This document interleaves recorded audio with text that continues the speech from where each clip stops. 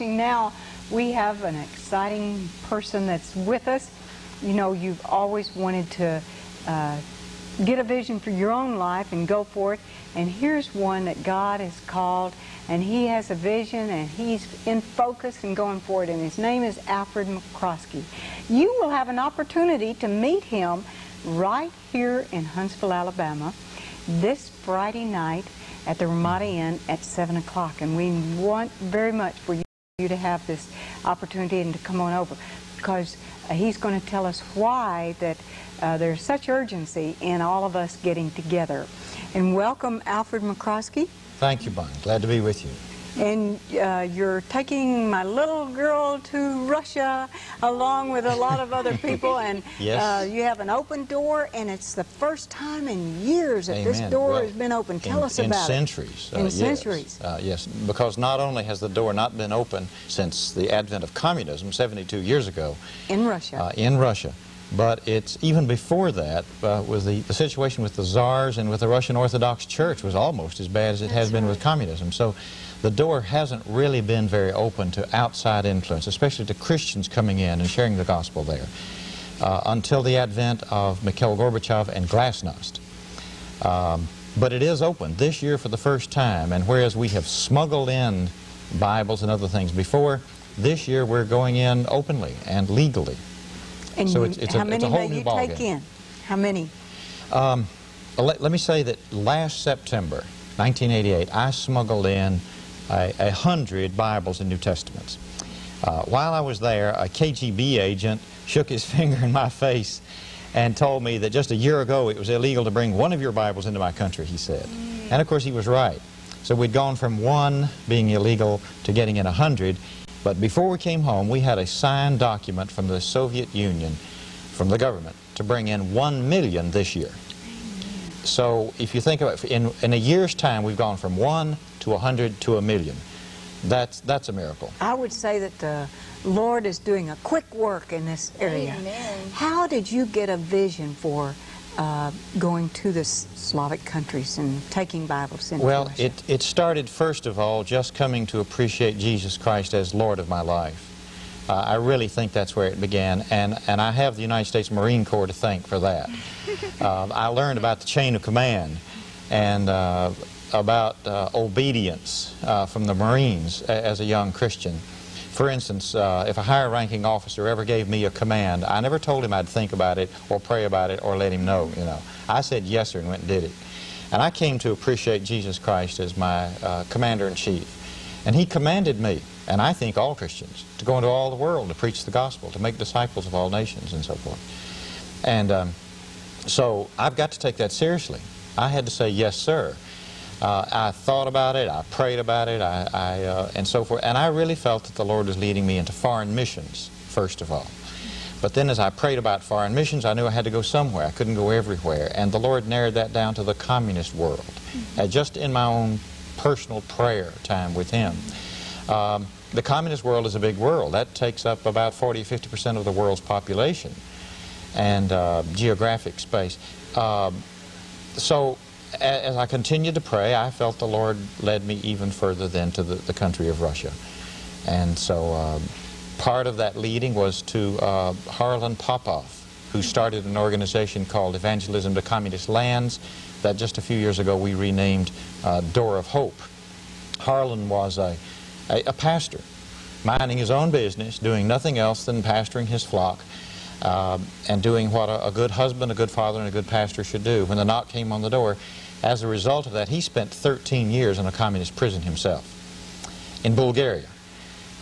When he got out, he spent the rest of his life, which was 28 years, taking the gospel back to communist countries.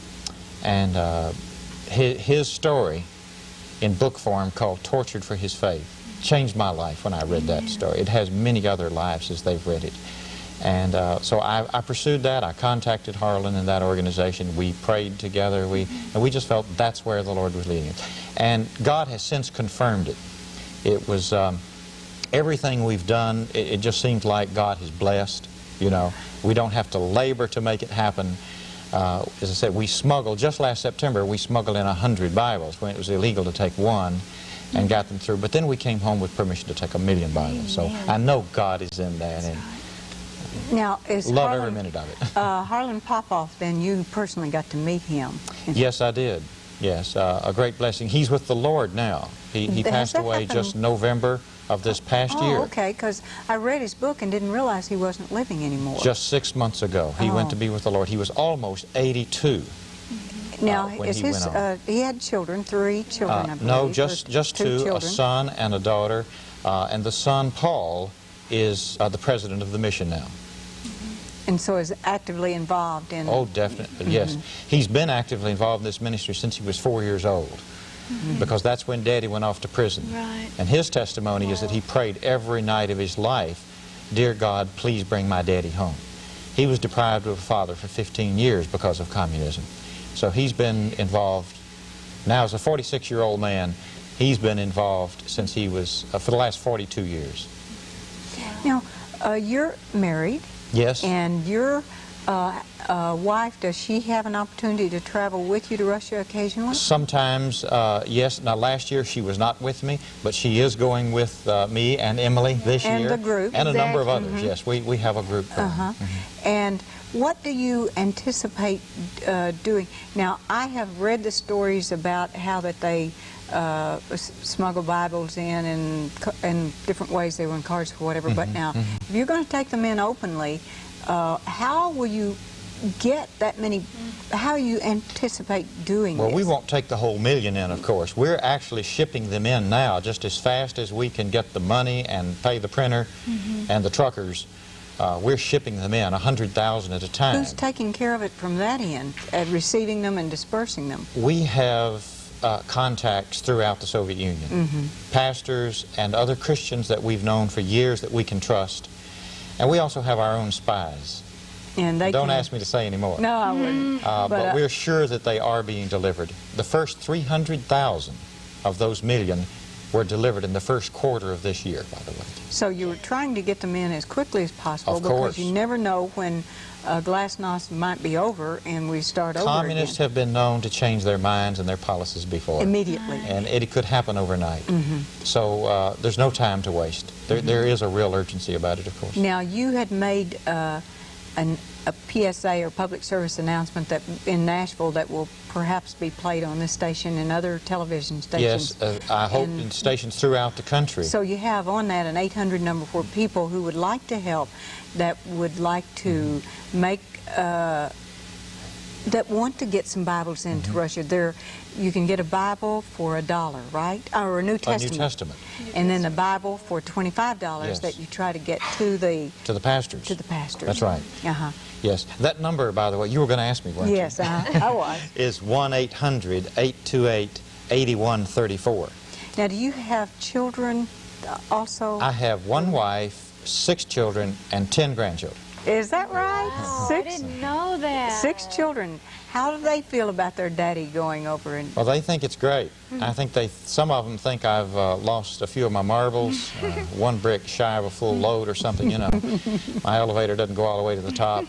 You know, Daddy used to sell insurance and run a Christian bookstore and minded my own business and all that sort of thing. And you sold out, too. And I sold everything. Sold our farm, my agency, the store, my house. Right. But don't feel sorry for me, please. We're just as happy as we can be. I wouldn't be doing anything else. I've never been happier. I've never felt more fulfilled. No matter how many $1 million insurance I sold or how many Christian books I sold to Christians here in this country, it was just not as satisfying, as fulfilling as taking Bibles to Russian Christians. By the way, let me say this. 96% of all Russian Christians have no portion of the Bible at all. No portion. No portion. Wow. So the 4% that do have, some have a full Bible, some a New Testament, some will have a few pages torn out of someone else's Bible. If one person gets a Bible, they don't fight over it and tear it up. They share it. They'll tear the pages out and share it with one another. And some have hand-copied portions. But all of that combined only reaches 4% of the believers. Now, I'm not talking about the communists and the atheists. So our #1 job is to get Bibles and New Testaments into the hands of believers. We're interested in reaching the communists and the atheists, of course, evangelism. But the Christians will do that. If we feed the Christians with God's Word, they in turn. How many Christians? Yes. We think that only God himself knows the answer to that question. But as close as we can figure, there are approximately 50 million Russian Orthodox believers. Okay. And perhaps another 50 million, all others combined. That would be primarily Baptist and Pentecostals and the underground church. Combined, another 50 million. That's a total of 100 million. There are 280 million citizens in the Soviet Union. So that is a surprising 36% of the population call on the name of Jesus.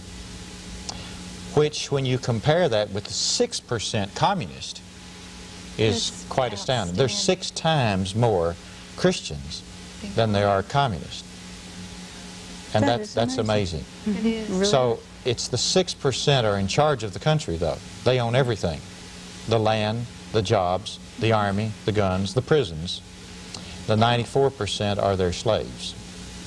And they, from reading his book, Brother Popoff's book, am I saying his name right? Yes, Popoff. That's correct.